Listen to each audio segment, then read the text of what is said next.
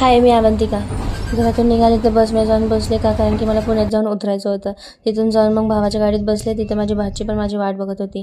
ती अत्तू करून ओरडत होती. तिथून मग सातारला पोहोचलो आम्ही. टायगरला बघून आम्ही डायरेक्ट कामालाच लागलो.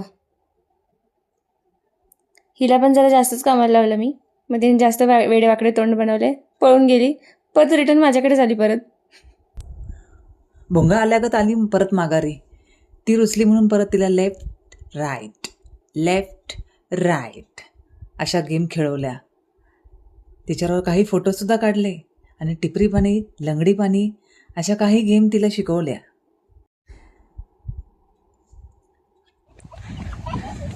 त्यानंतर तिला शेतात नेले तर ती शेतात पळायलाच लागली. तिच्या मागे मला पण पळायला लागले. पळून पळून पुन्हा शेतात आम्ही आलो.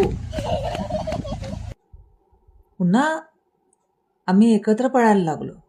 पळणं थांबणं असं आमचं चक्र चालूच होते. ओढणी घेऊन पुन्हा ती माझ्या मागे फिरते. असेच आम्ही ओढणीचे गेम खेळलो.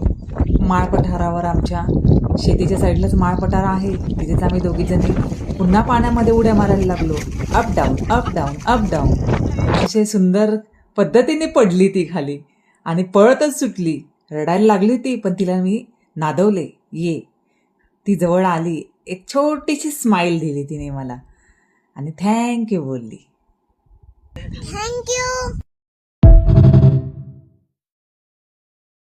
होती. तिथून मग सातारला पोहोचलो आम्ही. टायगरला बघून आम्ही डायरेक्ट कामालाच लागलो. हिला पण जरा जास्तच कामाला लावलं मी. मग तिने जास्त वेडेवाकडे तोंड बनवले, पळून गेली. परत रिटर्न माझ्याकडे झाली परत. भोंगा आल्यागत आली परत माघारी. ती रुसली म्हणून परत तिला लेफ्ट राईट अशा गेम खेळवल्या.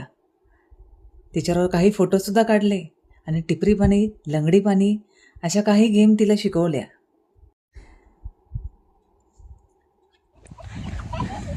त्यानंतर तिला शेतात नेले तर ती शेतात पळायलाच लागली.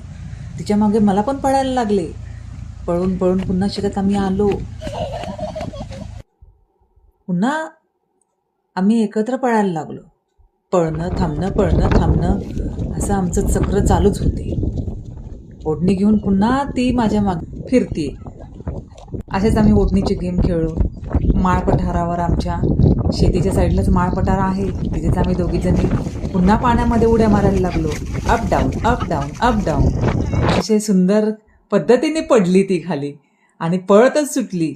रडायला लागली ती, पण तिला मी नादवले. ती जवळ आली. एक छोटीशी स्माईल दिली तिने मला आणि थँक्यू बोलली.